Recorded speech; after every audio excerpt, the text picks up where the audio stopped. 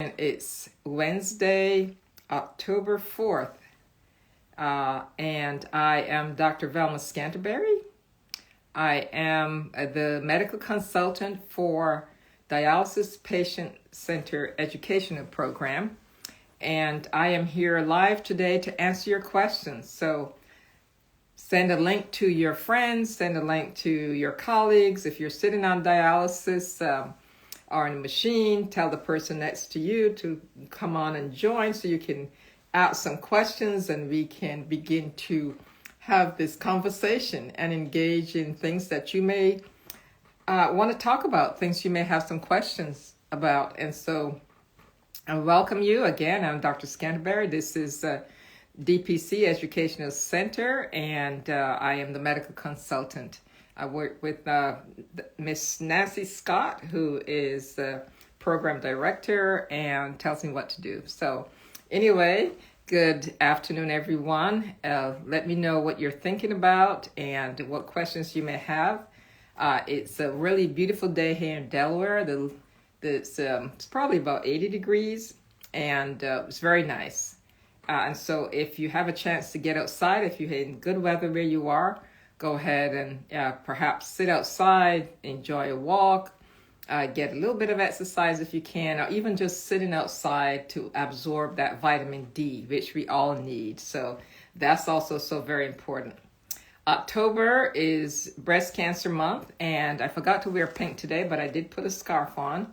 Doesn't quite match my outfit, but it sends my point across in that we need to be so aware of the risk of cancer. And, even though you may have chronic kidney disease or you might have had a kidney transplant, we also know that it's important to keep your health together. It's important to get your cancer checked because, even if you're sitting on the list or on the waiting list, you still need to make sure that you keep up with those exams, your mammogram if you're a woman, pap smear, colonoscopy for everybody over age 45 or 50, depends on your risk. And so being able to diagnose that cancer and get it treated does not necessarily mean you're no longer a candidate. It means that once your oncologist or your cancer doctor tells us that we need a certain amount of time to make sure that you are disease-free, many people can get back on the transplant list. But the goal is to make sure that we are free of cancer. So while this may be Breast Cancer Month, and a shout out to all those who are breast cancer survivors out there, and I know there are many, we want to be able to say kudos to you and continue to do well, get checked. And so it's important there was a question that asked, is it true that you actually have a number while waiting on the transplant list? No, you don't have a number. What happens is that your genetic makeup is put in the database. Those 6 markers that we feel are important to prevent transplant rejection. And those are your DNA markers. It doesn't change.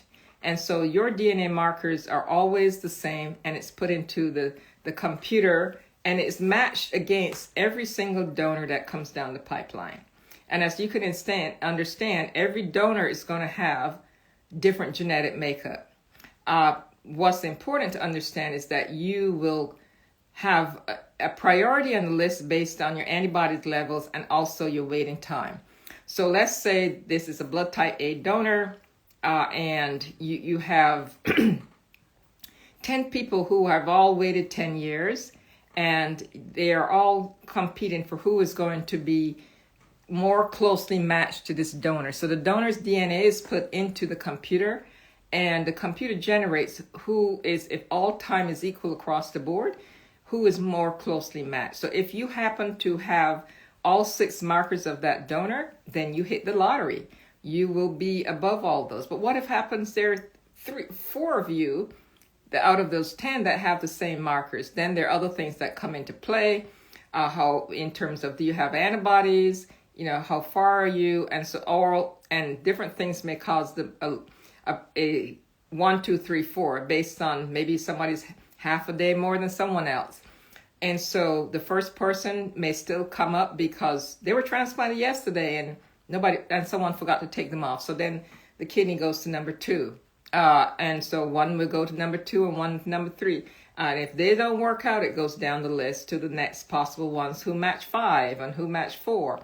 Oftentimes people may be sick. I may call a patient and they're not suitable for transplant because they just had a surgery or they broke their hip, and so that person would be skipped. And so that's not necessarily having a number. What it means is how closely you match. It's like hitting the lottery.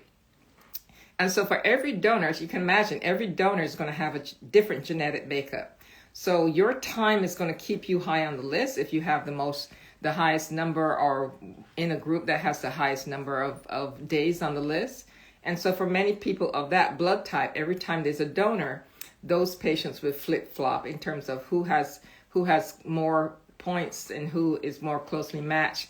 Sometimes donors will have what we call a blanks. We can't define what the DNA is at that particular point, but we also have recipients who may have a blank. And so those blanks count as a perfect score because we don't know what they are. So that person may have 2 blanks, so you only have to match 4 of those points.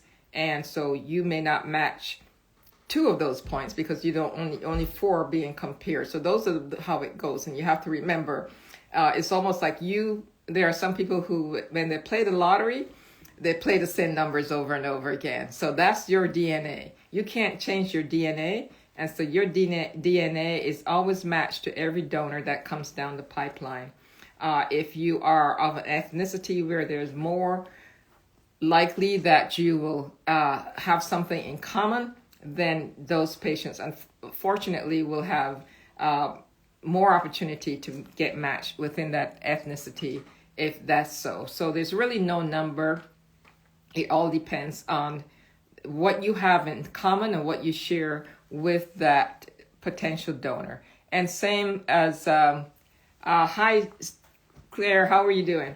And so it's always important to make sure that you don't feel like you're being missed, because you could be called today for one donor and the donor tomorrow, you have nothing in common with that. So that's the way things roll. It's really a blind system in that we as transplant surgeons and the coordinators, we know who you are, but when the information goes into the system, there's really no identifiers. We don't identify patients by race on the waiting list. We know basically who they are. You're listed by your social security number, and it's more or less random. So it's unfortunate that we have so many people waiting transplantation, but the goal really is that we need to talk to our families, we need to talk to our friends, we talk to our circles to really begin to get those who you know who are reluctant to being organ donors to really think about what are the obstacles, what's keeping you from signing your organ donor card, and can we talk about it? Can we talk about the fact that lives will be saved? Can we talk about the fact that you can save 8-9 people with organ donation and tissue donation? And I think the more folks understand how you can impact the lives of others, the more likely that they would be more willing to consider, as opposed to saying no right off the bat. Another question, if a donor loses their only kidney, do they receive priority on the transplant waiting list? Yes. If you have donated your kidney in the past and 20 years later, whatever number of years it occurs, and you develop kidney disease, hopefully you have a doctor who's following you and will be able to get you listed long before you need dialysis, and with the understanding that you will get priority to getting that kidney transplant above all others because of the fact that you have donated in the past. So there are some patients who will get listed when they have that EGFR of 20%. And feel fine and says, you know what, I'm good. I'll just wait till I really, really, really need it. And on the point where I think I need to go on replacement therapy. And oftentimes you have to convince them that, okay, you need to take the next kidney. Otherwise, we're going to have to put an access in you and get you dialyzed. And so generally the goal for these patients who have been previous donors is that they should get on the list if they're followed appropriately long before they need to go on dialysis, and if hopefully they can avoid being on dialysis, because they do get priority to get transplanted above all else, but after the kids. Can you address how patients know they are listed? I met a lot of folks that say the doctor puts them on. And so I see more on the other side. Patients come and they have the evaluation at the transplant center. They do their testing and they walk away thinking now they've done they're listed. No, you're not listed until your transplant coordinator, you're given a list of things that need to be completed. If you've done some of those before, we then go over what needs to be done. So generally, we need to, get a CT scan if you're over a certain age or diabetic. Maybe want some heart testing, stress test, echocardiogram. We want to make sure that we have all your records from all your colonoscopy, mammogram, pap smear, whatever it may be. And so all those things need to be collected. So the first time you come to the transplant center, your first evaluation meeting, you're not listed. And so while you're getting all these things done, your transplant coordinator is really communicating if you're on dialysis with your dialysis coordinator, a social worker, someone to make sure that they're aware of all the things that they can help you set up the appointments with. So once you've completed all of those things, then you're presented at the transplant committee, and you will then receive a letter saying congratulations. Now you're listed actively, or you may be listed inactively because we thought we would get you on the list inactively, but we still need you to complete your dental exam, for instance. But that is an official letter that allows them to really know, and that's your piece of paper. It's sent to you, it's sent to the dialysis unit, as well as your nephrologist, so that they're aware that you are now listed and potentially can be called for a transplant if you're actively listed. Some people are actively listed to gain time, but may not be ready for transplant. So they may be inactive. They may be actively listed when they're ready to be transplanted. They're inactive to gain time, but are still either needs stuff completed. They may still need to do the required testing, or they're not quite there for transplant, but they still need the time because they haven't started dialysis yet. And your time counts generally at the time you're listed or when you start dialysis. So if you're not on dialysis, it's usually good to go ahead and get listed. Reasons why patients should not skip dialysis or shorten treatment time.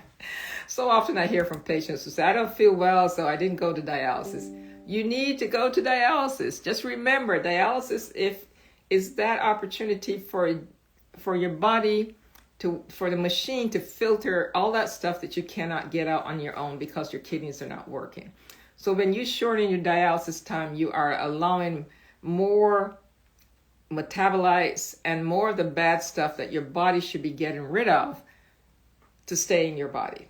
When you skip dialysis, it makes your BUN higher, it makes your kidney function, just think of all that waste products that are now not able to get out. And it can lead to toxicity. That uremia can make it worse, it can make your heart worse, it can make your brain worse, and it can lead to worsening of your overall conditions. If your phosphorus is too high and your electrolytes are out of balance, it really plays havoc on your overall system. So do not skip dialysis. That's your way of how your body is cleansed, since you're unable to urinate and since your kidneys are no longer able to do that. Even if you are still making some urine, if you're still making some liquid, because it's not really true urine, because your kidneys are not filtering and getting rid of the metabolites and the waste products that it needs to get rid of. So you're having some liquid come off, which is good. If the more it is, the better it is to control your volume. It means you may be able to drink a little bit more. But it's also important to realize that you should not skip, because that's going to make your overall system worse. And it worsens your heart. And one of the issues is that uremia and severe kidney failure, in terms of skipping dialysis, you're holding on to that volume, you're holding on to those bad waste products, and it can certainly make your heart worse. and that's so very important. I think I missed a question. Pros and cons of home dialysis. I think you, Nancy, a parathyroid. What is that? Parathyroids are 4 little glands that sit on the top and below your thyroid gland. So your thyroid is sort of like a butterfly-shaped gland that sits in your neck, produces the hormone thyroxine, regulates your blood pressure, your metabolism, and many other things. And your parathyroids, there are 2 at the above, at the superior and in the inferior aspects of your thyroid gland. Now, your parathyroids are important because they regulate your calcium phosphorus metabolism. And so oftentimes for patients on dialysis, your parathyroids, because you have abnormalities in calcium and phosphorus, your parathyroids go out of whack, and they're trying hard to keep it with your body's demand. And so for many patients who are with chronic kidney disease, they get what's called tertiary parathyroidism. And so your parathyroids are overactive trying to keep up with your low calcium, and they sort of get on a path that they cannot turn off. And so often your PTH gets high.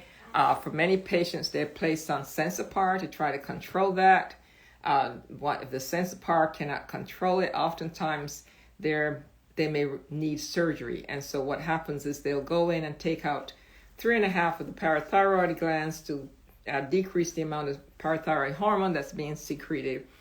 Some centers will place that last aspect of piece of your parathyroid, either leave it in the neck or they put it in your arm under your skin so that they can measure. And if your parathyroid gets high again, then they can always go in and reduce the size of that. So that's very important. One of the things that's one of the complications of chronic kidney disease or end-stage renal disease. And so keeping that under bay, taking your Sensipar or other medications to control that, making sure you take your phosphorus binders, because it's important to keep your phosphorus down, because that is a sort of a balance between your calcium and your phosphorus. So you'd want to make sure you take your phosphorus binders. High phosphorus and calcium abnormalities lead to more atherosclerosis and damaging to your blood vessels, which is why many patients are unable to be transplanted, because their blood vessels become very hard and calcified. So make sure you are compliant. Phosphorus isn't cleared in the dialysis, so it's up to you to watch your foods and take your binders. Sepsis. Why is this so dangerous and a word heard often? So sepsis just means oftentimes you have an infection. Let's say you have an infection in your kidneys or your lungs. And oftentimes that infection, whether it's pneumonia or urine infection, is confined to that location. But once the infection breaks loose and goes into your entire body, and that bacteria, virus, whatever it may be, is now throughout all your system, it means that now your body is going to be in a turmoil trying to fight off this infection. And this infection is now considered sepsis, because you are now have multiple infections, because it's now a blood-borne infection that left its primary point, such as lungs or the bladder or the kidneys, and now it's throughout your blood. So if I draw your blood, while the infection in the past might have been just in your urine, now I draw your blood and my blood cultures are showing that it has the same bug that was in your urine infection. Or I do a bronchoscopy and check your lungs and culture some fluid, and you also have that same bug bacteria in your lungs. And so now your body is taking over, is under turmoil, and your hormones, your endorphins, all the things that are called upon for your body's defense mechanism is now at bay. And once that bacteria starts to go through your body, it can cause your blood pressure to drop. And besides fever, some people may get hypothermic. It gets into your kidneys. It can shut down your kidneys.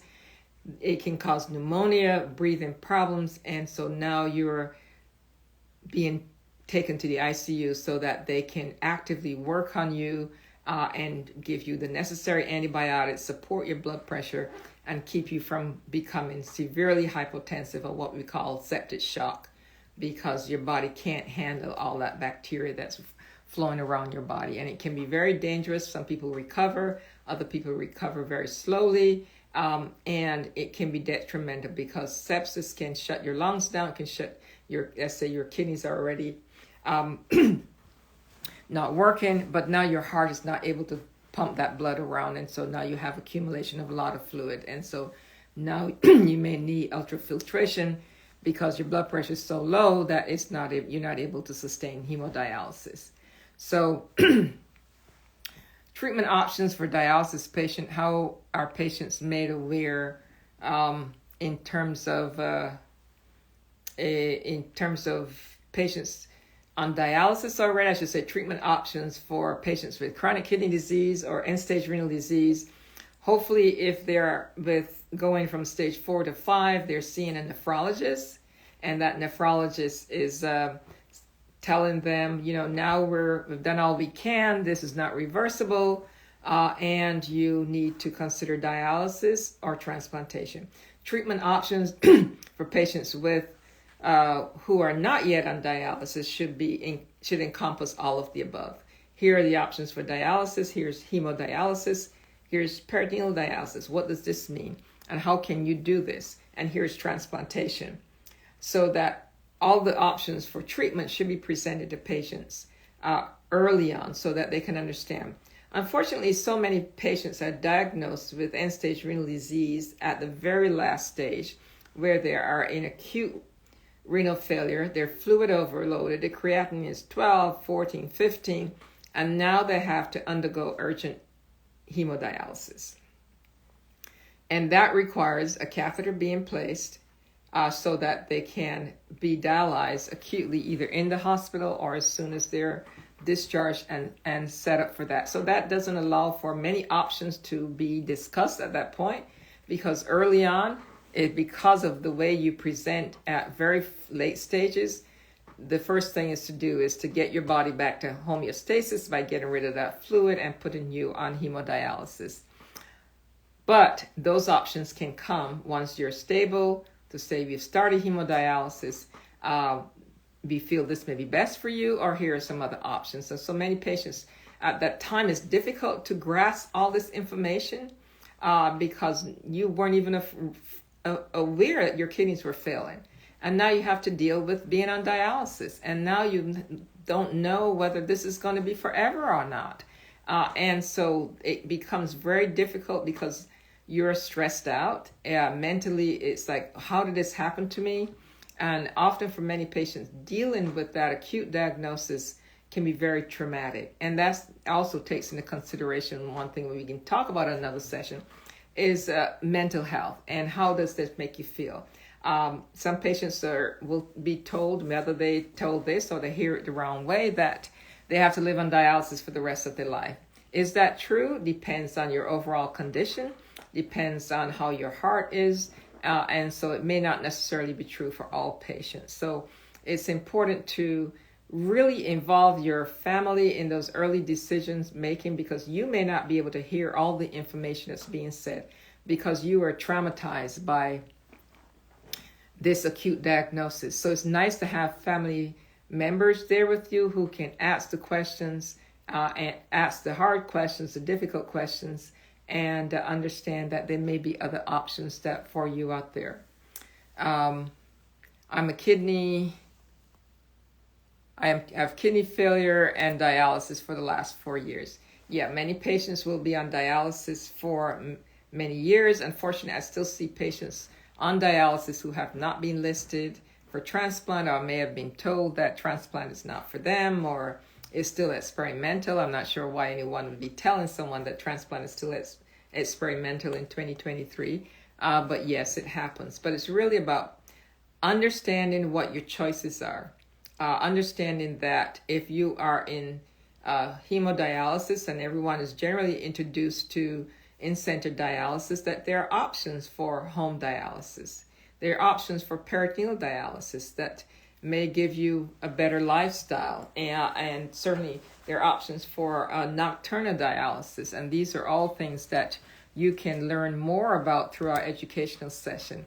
And it's important to get involved. If you're not a member of the DPC community, go on to the website, dpcedcenter.org, and there's so much information that you can learn about options, different treatments, how to deal with, we talked about mental health, early intervention, things about getting listed, even if you have questions about finding a living donor. All these things there's so much on there, additional resources, professional treatment, and it allows you to perhaps even have support. You may feel you're alone in your journey. You may feel like, I don't know what I'm doing. I wish I had some help. Not connected to a community. This is where we can help here at DPC Educational Center. And, we have a few minutes left, but, for people who are acutely diagnosed, didn't know they had kidney disease, this was a surprise.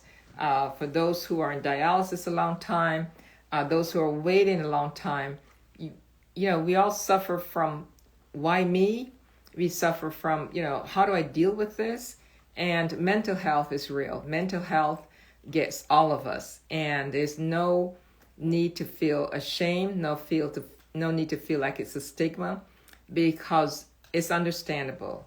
Because you don't know what your outcome is going to be. Will I get a kidney? Will I be on dialysis? Will I still be alive in 5 years? What's going to happen to my family? And so understand that there are resources here, many resources out there to help you deal with the stress that you may be facing. And it's not unusual. So many of us have to deal with stressful situations at one time or another. So I encourage you to get on the website, find us information that may be helpful to you. If you have the need to talk to someone, there is also recommendations for professional treatment. It's nice to have a therapist. Most of us do, and it's okay, because we all have things that we don't want to talk to others about, but it provides an outlet, because we are worried, and our family can be worried about us, and so that becomes very important for us to be able to share the things that are bothering us and not feel like you are overburdened mentally. And so we want to be able to provide those supports for you. They have local resources depending on where you live. There are online support groups. Your social worker at your dialysis unit, or even the transplant center can make recommendations for you. So these are things that are important to know. So any last questions? I hope I got all the questions that are here. My blood pressure is high, not controlled. If you're on dialysis, this can often be regulated with your dialysis treatments, and making sure you control your volume. Talk to your dialysis care coordinator about this, or your doctor, to make sure that whether it's your fluid, whether you need to have more blood pressure medicine. But it is important to control your blood pressure. When I walk, burning starts in my chest due to high blood pressure. It is important to make sure that you get that blood pressure regulated, because even though you're on dialysis, you may still be at risk for stroke, heart attack. Get that blood pressure under control. Talk to your doctor about it. I want to transplant but don't have a donor in my family. Doesn't have to be a family member. It can be friends, somebody you went to school with, someone at your church. Look around your circle, see who I can really reach out to, if not necessarily your family. Medications these days make it such that even if a husband and wife is donating, there's still great success because they don't share anything in common. But as long as you have a compatible blood type. So I really think that look beyond your family. Look around to see if there are other people that may be able to help you with that possibility of having a living donor. let's see. And I thank you all for being here. It's now 1:00. We've had a nice, lively discussion. Please join us next time and tell your friends, those around you, your family members. They may want to join from wherever they are. And post your questions in advance or send them to the website. We will make sure, or when we're here, make sure that you collect your questions, and we will do our best to answer them. Have a great day. Enjoy. And shout out to all the breast cancer survivors and your family and your friends. Give them a shout out. Let them know that you appreciate them being still here and fighting the good fight. Have a great day. Thank you so much.